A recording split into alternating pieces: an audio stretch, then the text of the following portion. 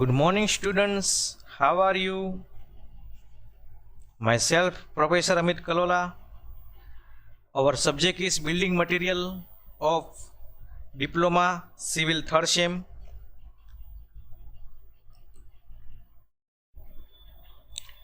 And today our chapter is second chapter, clay product, a માટીની બનાવટો.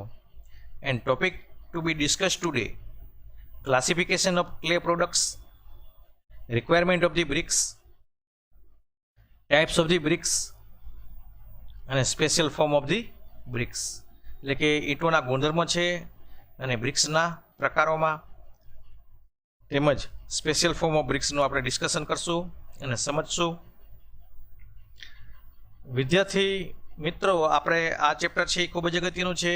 આ ચેપ્ટરનું weightage છે 14 mark. તો ચાલો આપણે ડિસ્કશન કરીએ. Clay is a very useful material for construction.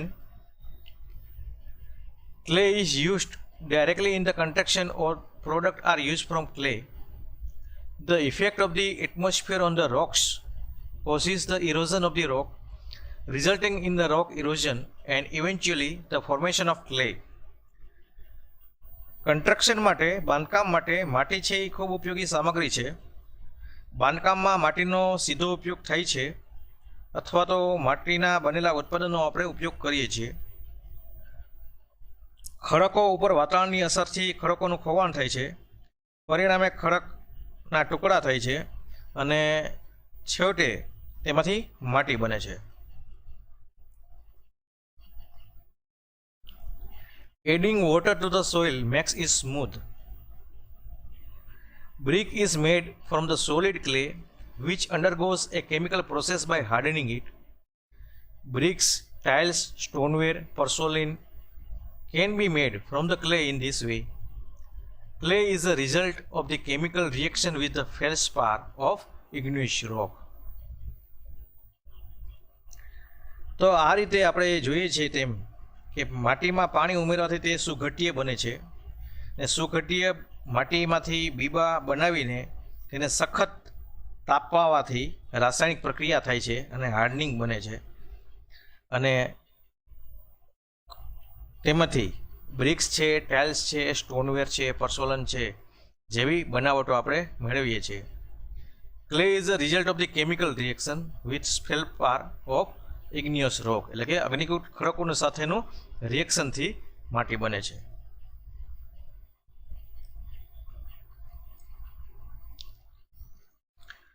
હવે ક્લે પ્રોડક્ટ, તેમાં ક્લાસિફિકેશન ઓફ ક્લે પ્રોડક્ટ છે તેનું આપણે ડિસ્કશન કરીએ. તો સૌપ્રથમ આવે છે એ બ્રિક ક્લે. તો બ્રિક ક્લેમાંથી તેના પાછા પેટા ભાગમાં આવે છે બ્રિક છે, ટાઇલ્સ છે અને અર્થનવેર છે.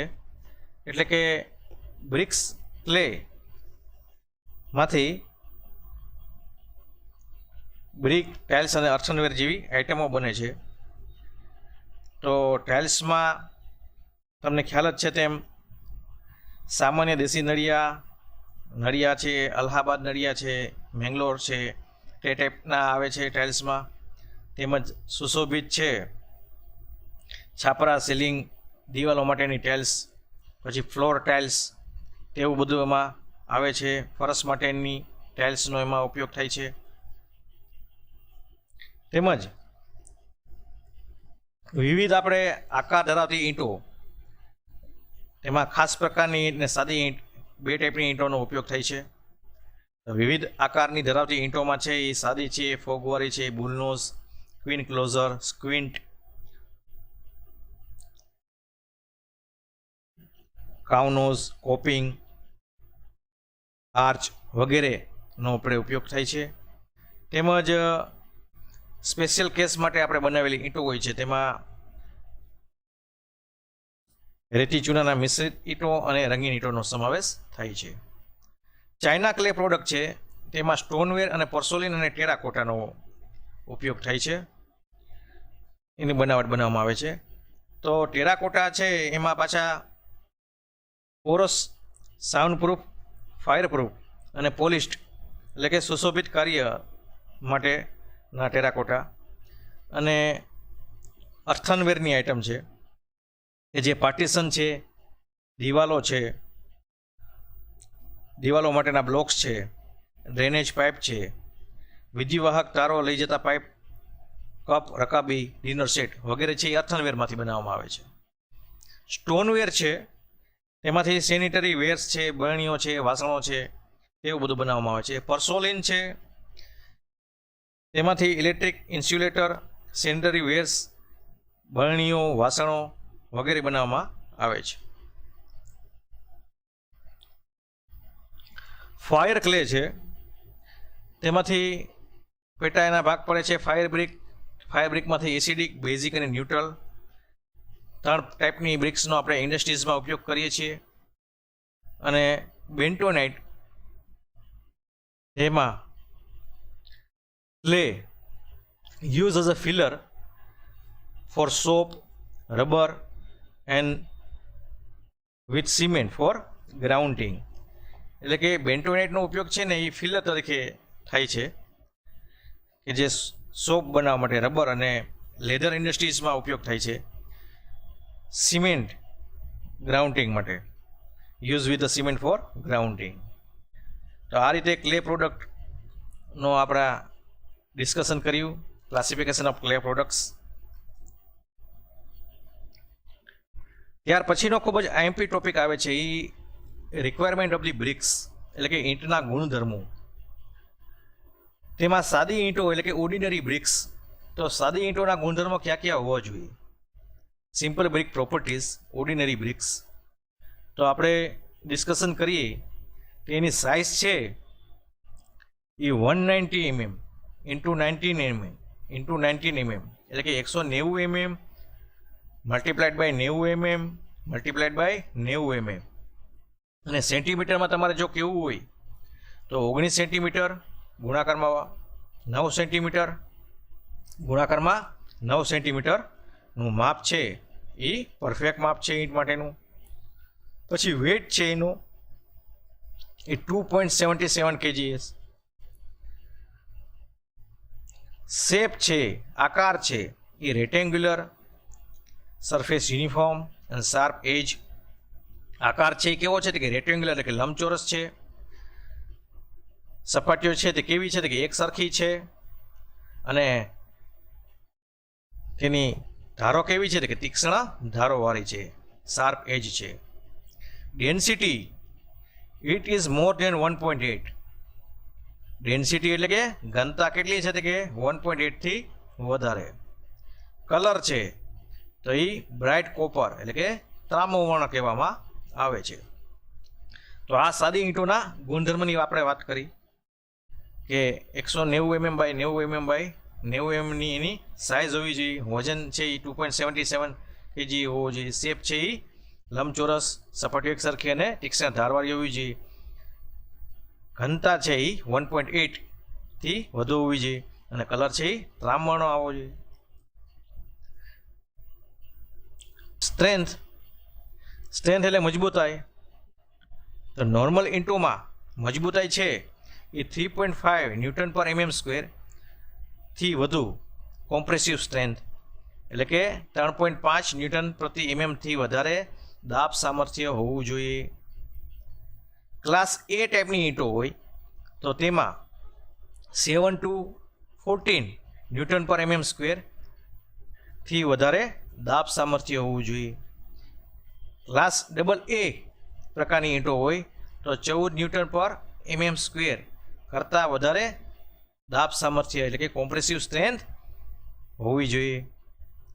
ટેન્સાઇલ સ્ટ્રેન્થ એટલે કે તાણ સામર્થ્યની આપણે વાત કરીએ તો 1.4 ન્યૂટન પર mm² અને શિયર સ્ટ્રેન્થ એટલે કે કર્તન સામર્થ્ય 0.85 ન્યૂટન પર mm² હોવું જોઈએ. પાણીનું શોષણ, water absorption, absorb 1.6 of its weight by immersion in the water for 24 hours. Students આમાં એમ કહેવા માગે છે 24 કલાકમાં ઈંટોને આપણે પાણીમાં ડુબાડતા તે પોતાના વજનના 1/6 ભાગ જેટલું જ પાણી શોષવું જોઈએ. એનાથી વધારે પાણી શોષે તો એ આપણે ઉપયોગમાં લેતા નથી. ત્યાર પછીનો પોઈન્ટ આવે છે efflorescence. Bricks made of the alkaline clay absorb moisture from the air. Alkaline water comes to the surface as water evaporates from the surface and salt remains on the surface. A white layer is formed on the surface called the efflorescence. A white layer is formed on the surface. It is called efflorescence. ક્ષારવાળી માટીમાંથી બનાવેલી ઈંટો હવામાંથી ભેજનું શોષણ કરે છે. ક્ષારવાળું પાણી છે એ સપાટી ઉપર આવે છે અને સપાટી ઉપરથી પાણી ઉડી જાય છે. Water evaporate from the surface. અને ક્ષાર છે એ સપાટી ઉપર રહી જાય છે, જેને હિસાબે વ્હાઇટ લેયર એટલે કે સફેદ સ્તર જોવા મળે છે, જેને આપણે એફ્લોરન્સ કહેવામાં આવે છે. Bricks with the high efflorescence are not used. આપણે એફ્લોરન્સ વધારે જોવા મળતી હોય તેવી ઈંટો છે એ આપણે બાંધકામમાં ઉપયોગ કરવી જોઈએ નહીં. જો ઉપયોગ કરવામાં આવે તો તે શું કરશે તે કે હવામાંથી ભેજનું શોષણ કરશે અને ભેજ છે એ તમારે મેશનરીમાં જોવા મળશે, ચણતરકામમાં જોવા મળશે અને પ્લાસ્ટરને પછી નુકસાન થશે.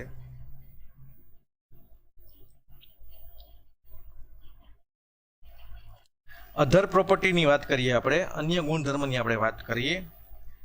It should not be broken by falling down on a hard surface from a height of 1 meter.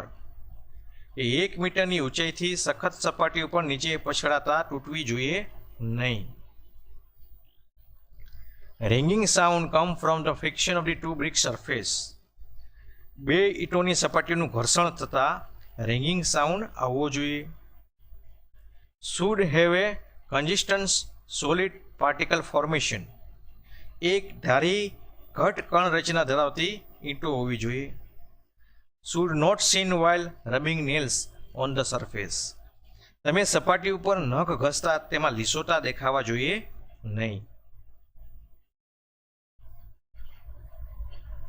Frog is visible on the large brick surface.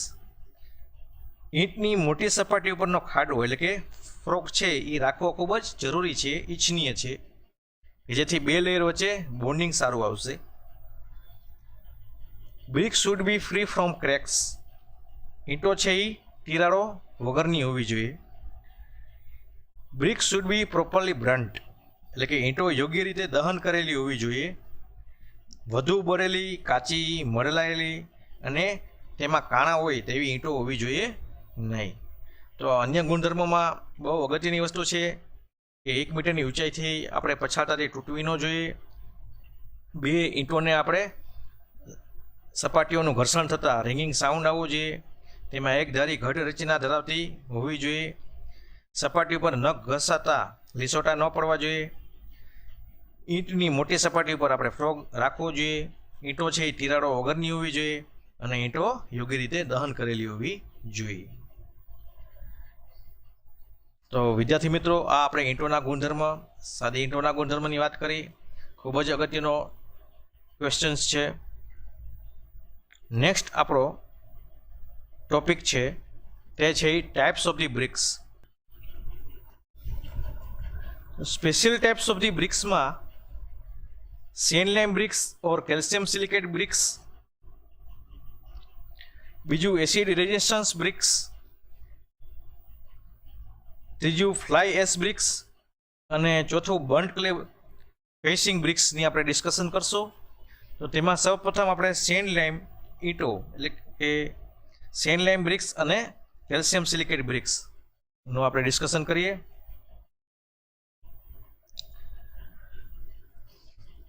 Bricks with the more than 8.5% sand content and 10% of lime content and very low clay content. This type of the brick is useful for rotary press autoclave. This type of the bricks with the controlled moisture content are produced at a high temperature and pressure, higher temperature and higher pressure.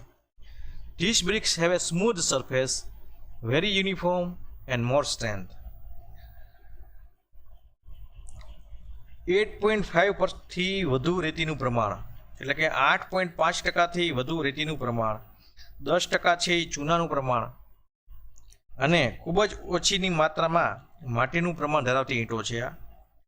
આ પ્રકારની ઈંટો છે એ rotary press છે, autoclave એના માટે ઉપયોગી છે. નિયંત્રણ ભેજ ધરાવતી આ પ્રકારની ઈંટો છે તે હાયર ટેમ્પરેચર એટલે કે વધુ તાપમાને અને દબાણે ઉત્પાદન કરવામાં આવે છે.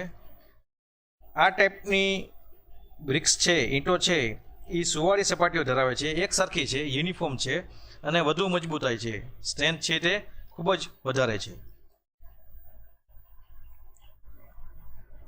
These bricks have a smooth surface are uniform. The amount of the effluence in these bricks is negligible. Furnace hold this brick is right.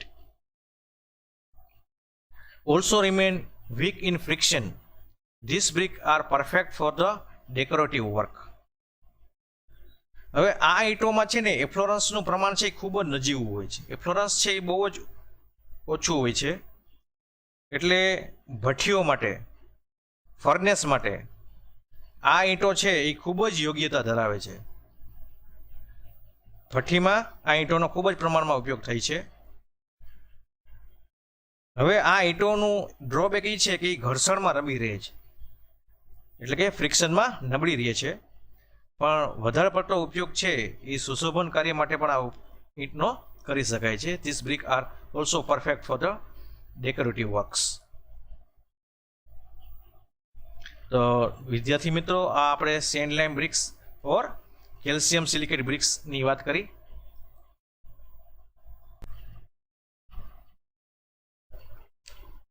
Next છે એસિડ રેઝિસ્ટન્સ બ્રિક.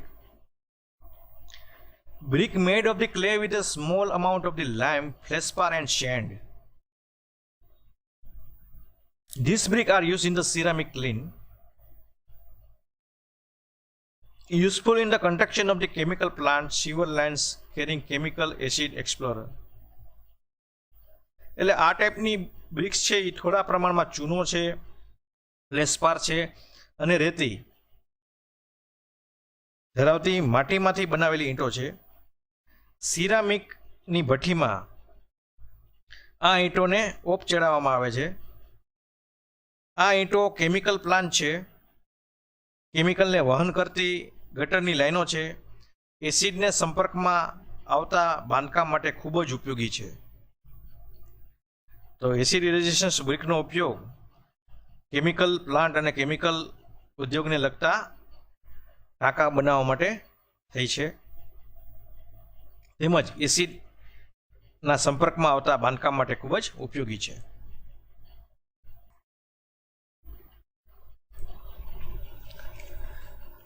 નેક્સ્ટ છે આપણે fly ash bricks. Fly ash is similar to the pozzolana in the term of the properties. These bricks are made by mixing the fly ash with lime, sand and a small amount of the magnesium chloride. These bricks have a better properties than a simple brick. Fly ash BRICS છે એ પઝલોના material જેવી જ ગુણધર્મો ધરાવે છે. Fly એશને ચૂના, રેતી અને થોડા પ્રમાણમાં મેગ્નેશિયમ ક્લોરાઇડ સાથે ભેળવી અને ઈંટો બનાવવામાં આવે છે. અને સાદી ઈંટો સિમ્પલ બ્રિક્સની સરખામણીએ આ ઈંટના ગુણધર્મો છે એ ખૂબ જ સારા હોય છે.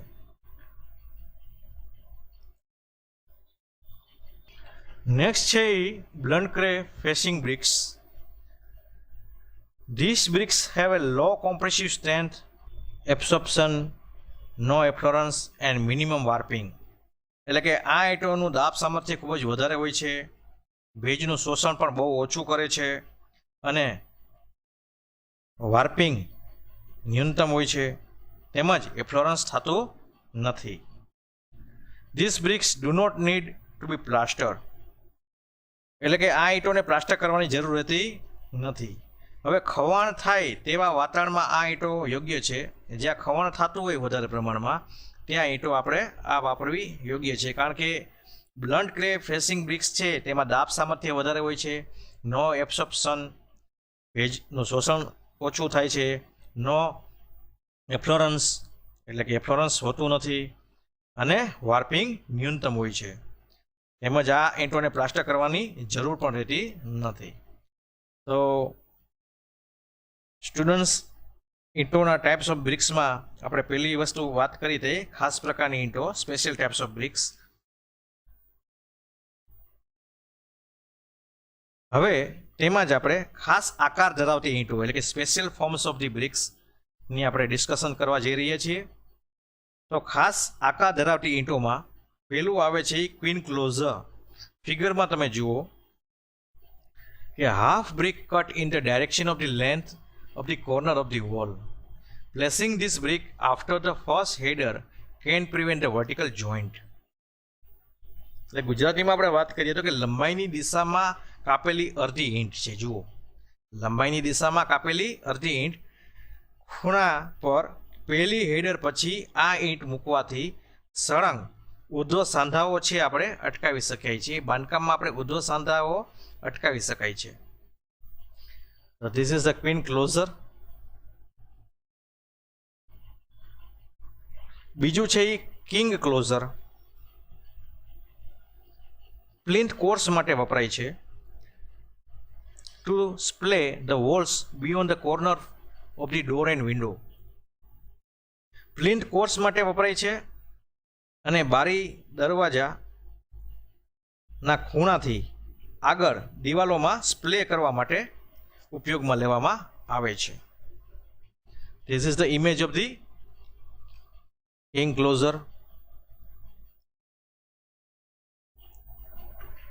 સ્ક્વિન્ટ. It is used where the corner of the walls do not meet at the right angles. એ જ્યાં દિવાલોના ખૂણાઓ કાટખૂણે મળતા ન હોય ત્યાં સ્ક્વિન્ટ ઈંટ ઉપયોગમાં લેવામાં આવે છે. તો બે બાજુ તમે જુઓ તો કે શાર્પ એજ તરીકે જોવા મળે છે આ ઈંટ, અને જ્યાં દિવાલોમાં ખૂણાઓ કાટખૂણે મળતા ન હોય ત્યાં આપણે ઉપયોગમાં લેવાય છે. તો આ પ્રકારની ઈંટને શું કહેવામાં આવે છે? કે સ્ક્વિન્ટ કહેવામાં આવે છે. નેક્સ્ટ છે કાન્ટ. પ્લિન્થ કોર્સ માટે વપરાય છે. Jamb for opening like door and window. તો આ ટાઈપની ઈંટ છે તે પ્લિન્થ કોર્સ માટે અથવા તો ઝામ આગળ દિવાલને સ્પ્લે કરવા માટે વપરાવામાં આવે છે.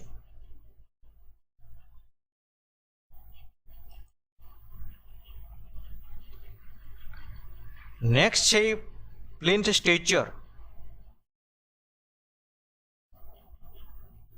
તેનો ઉપયોગ ઝેમ એન્ડ પ્લિન્થ કોર્સ એટલે કે ઝામ અને પ્લિન્થ કોર્સ માટે વપરાય છે. તો લંબાઈની દિશામાં ઢાળવાળી દિશામાં જો ઈંટને આ રીતે કાપવામાં આવે છે અને તે પ્લિન્થ અને ઝામ કોર્સ માટે વાપરવામાં આવે છે. અને પ્લિન્થ સ્ટ્રેચર કહેવામાં આવે છે. આ ટાઈપના આકારની ઈંટોને પ્લિન્થ સ્ટ્રેચર કહેવામાં આવે છે.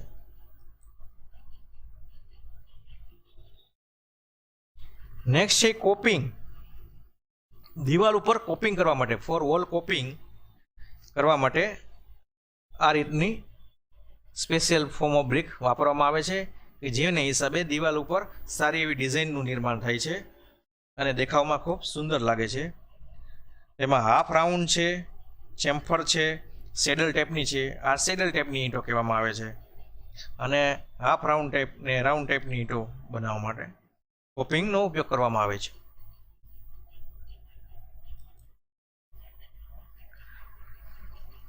ત્યાર પછી છે cornice. Decorative shape at the one end of the wall. એ દિવાલના છેડા ઉપર સુંદર દેખાવ માટે ઉપયોગી છે.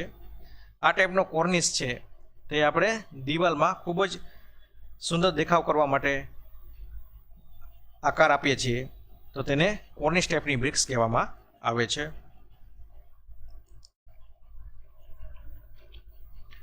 ત્યાર પછી છે એ બુલ નોઝ અને ડબલ બુલ નોઝ. બે ટાઈપની ઈંટોનો આપણે ઉપયોગ થાય છે.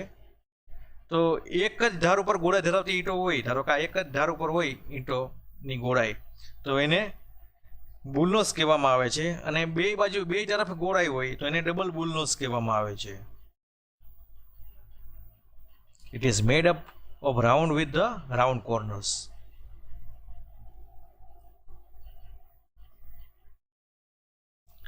નેક્સ્ટ છે gutter brick. Brick with the roundness that can be use for gutters, એટલે કે ઈંટનો આકાર આપણે એ રીતે ગોળાઈવાળો આપવામાં આવે છે કે ગટરની પાઇપલાઇનને લઈ જવા માટે સરળતા રહીએ, એટલે ગટર માટે કામમાં આવે તેવી ગોળાઈ ધરાવતી આપણી ઈંટો છે. તો આ ઈંટને આપણે ગટર ઈંટ કહેવામાં આવે છે. નેક્સ્ટ છે સ્ટુડન્ટ એ છે પ્રીફોરેટેડ બ્રિક્સ, એટલે કે કાણાવાળી ઈંટો. May round and square perforated bricks, weight in less and soil requirement, drying and baking less time, less effluence, useful for the lightweight construction. ગોળ અને ચોરસ કાણાવાળી ઈંટો વજનમાં હલકી અને ઓછી માટીની જરૂર. વજનમાં હલકી છે અને માટીની પણ જરૂર કેવી છે તો કે ઓછી છે. સુકવણી અને પકાવવામાં પણ ઓછો સમય લાગે છે. લેસ એફ્લોરન્સ, ઓછો એફ્લોરન્સ થાય છે. Useful for the light weight construction, એટલે કે ઓછા વજન ધરાવતા બાંધકામ માટે ઉપયોગી છે. તો there is a image of the perforated BRICS.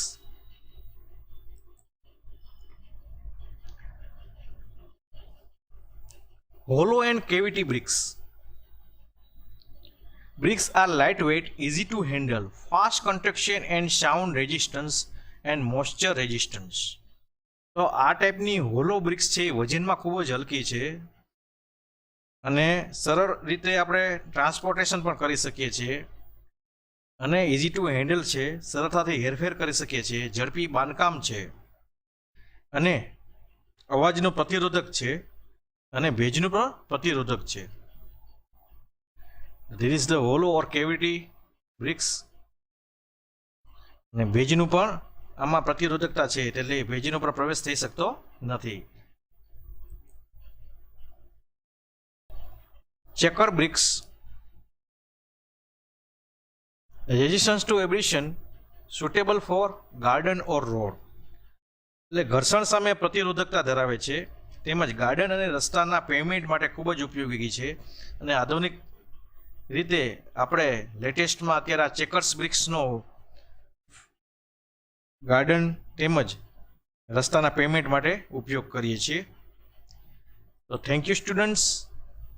આજે આપણે આપણા ચેપ્ટર નંબર 2ના ક્લે પ્રોડક્ટ્સના classification of the clay products, requirement of the bricks, types of bricks, એમાં આપણે ખાસ પ્રકારની ઈંટો એટલે કે special types of the bricks અને ખાસ આકાર ધરાવતી ઈંટો એટલે કે સ્પેશિયલ ફોર્મ્સ ઓફ ધી બ્રિક્સનું ડિસ્કશન કર્યું, સમજ્યા અને નોલેજ મેળવ્યું. Thank you students.